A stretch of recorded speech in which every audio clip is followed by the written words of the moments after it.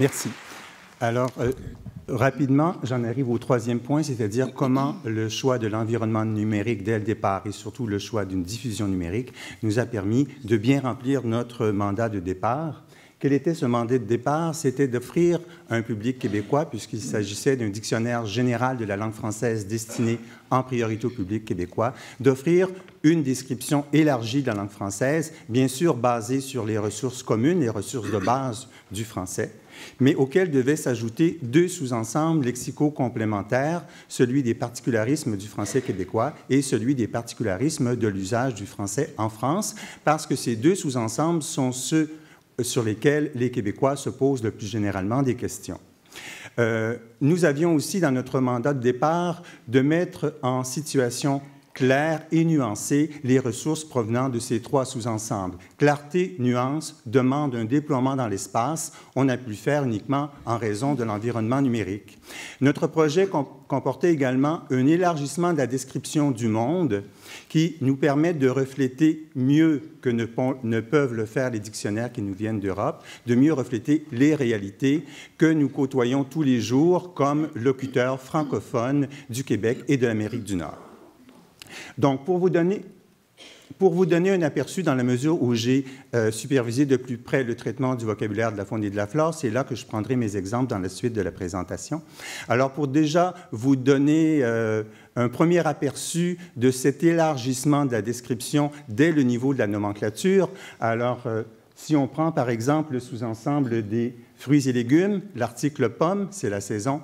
Alors, vous regardez les renvois qui sont mis au nom de variétés de pommes, Cortland, Empire, Golden, Lobo, Macintosh, Melba, Spartan. Peu d'entre vous n'ont pas utilisé au moins l'une de ces dénominations dans les dernières semaines.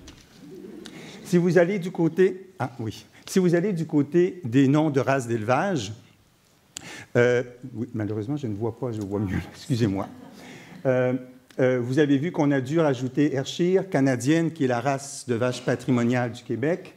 Je retiendrai seulement Holstein, qui est la reine de toutes les étables québécoises et nord-américaines présentement. Si on va du côté des insectes, je ne pointerai qu'Amiral, dont on avait besoin, qui vient combler un besoin de dénomination, puisque depuis quelque temps, c'est l'insecte emblématique de la ville de Montréal. Si on descend de la nomenclature première du premier niveau des entrées pour aller voir ce qu'il y a à l'intérieur des articles au niveau des sous-entrées, si on entre dans l'article laitue, on voit très bien qu'il y a eu un enrichissement aussi pour désigner les variétés de laitue qui sont les plus largement commercialisées et consommées en Amérique du Nord. Si on regarde la définition, il y a toujours un élément dans la définition qui suit qui indique qu'il s'agit de variétés qui sont diffusées en Amérique du Nord ou diffusées en Europe, quand c'est autre chose. Alors, si maintenant on entre dans le corps de l'article, l'un de nos objectifs était de mettre en relation claire les particularismes de l'usage québécois du français et ceux de l'usage européen du français. Donc, on a eu besoin, je reprends l'exemple classique du bleuet, où en Europe, c'est le nom usuel de la centaurée à fleurs bleues, alors qu'au Québec, c'est le nom du petit fruit dont la saison était trop courte cette année. Vous voyez que ces deux emplois sont précédés de nos marques géolinguistiques UF pour caractéristiques de l'usage européen du français et UQ pour caractéristiques de l'usage québécois du français.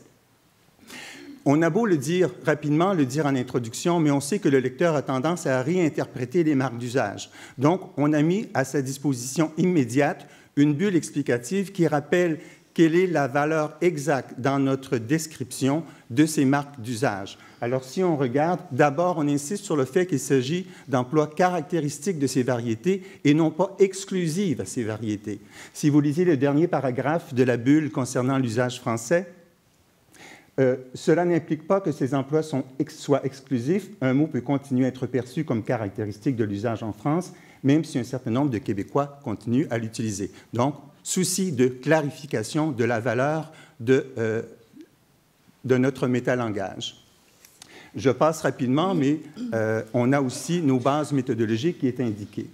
Un autre aspect de la variation qu'on a tenu à clarifier dans ces domaines en particulier, c'est qu'il n'y a pas uniquement l'intérêt de mettre en perspective la variation Québec-France, mais à l'intérieur du discours québécois, il y a une grande variation d'un autre ordre, qui est la variation entre la langue générale et les technolectes, les langues de spécialité. Et ça, les dictionnaires, jusqu'à présent, ont été très laconique sur ces questions. On tait comme s'il n'y avait pas de problème. Alors que les Québécois savent très bien que s'ils vont à la chasse, ils vont parler de chevreuil, mais quand ils achètent leur permis de chasse, c'est cerf de Virginie qui est inscrit sur le permis de chasse. Donc, on a comme lexicographe à clarifier les relations qu'entretiennent ces deux types de dénominations, celles qui nous viennent de notre fond traditionnel qui remonte au début de l'installation du français ici, et les dénominations plus techniques qui ont pris de plus en plus de place dans les dernières décennies.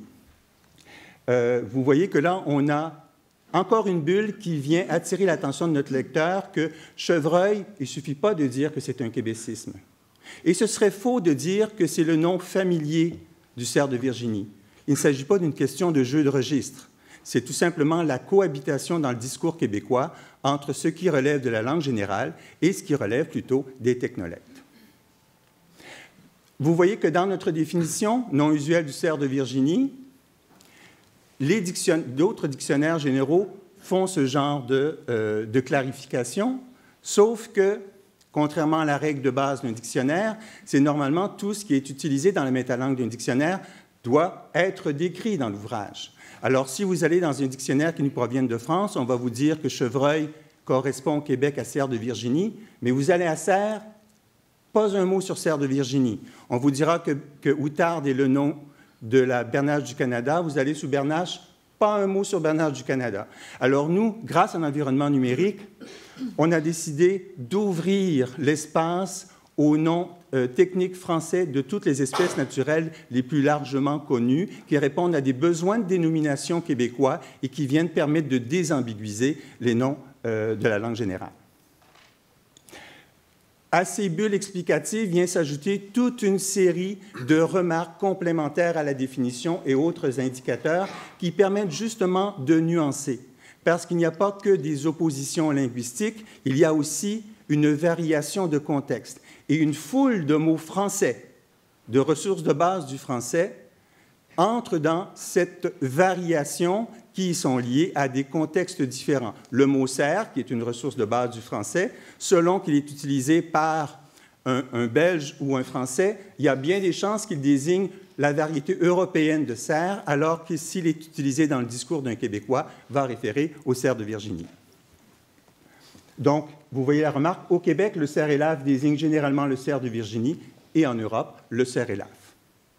Donc, des éléments de contextualisation de cet ordre.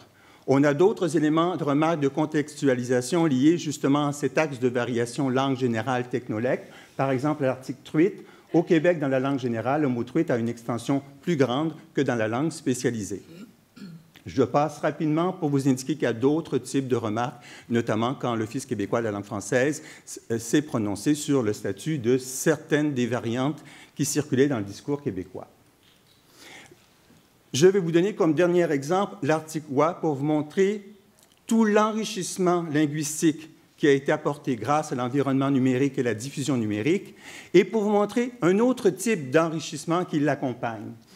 Je vais passer, étant donné le peu de temps qui me reste, je cible directement. Donc, vous voyez, première remarque, au Québec, le mot « oie » désigne généralement loi des neiges, loi blanche. Alors, un traducteur anglophone ou d'une autre langue qui veut traduire un texte québécois en espagnol ou en anglais, j'attire son attention sur le fait que c'est une espèce particulière d'oie, l'espèce la plus courante au Québec, qui est désignée par ce qui semble être un générique.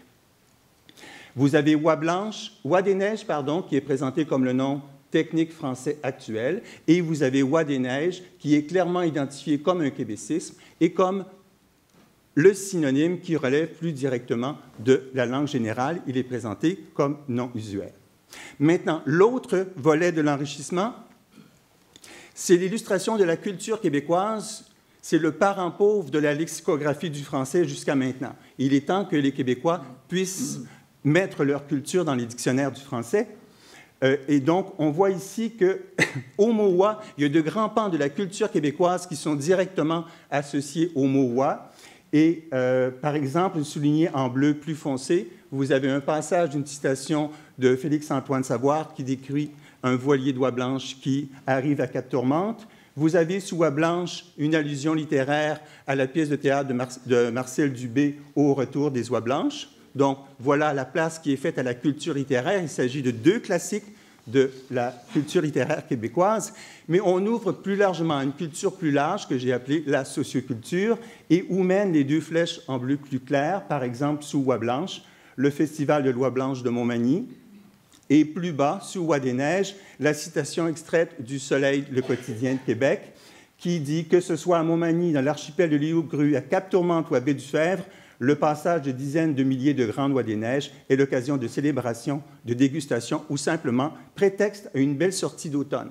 Vous voyez mise en place, là, dans le dictionnaire, tous les lieux et toutes les activités qui, traditionnellement, sont associées au mot « oie » dans notre socioculture. Imaginez que ce dictionnaire est consulté grâce au web en Italie, au Mexique, au Brésil. Qui est Monseigneur Savard?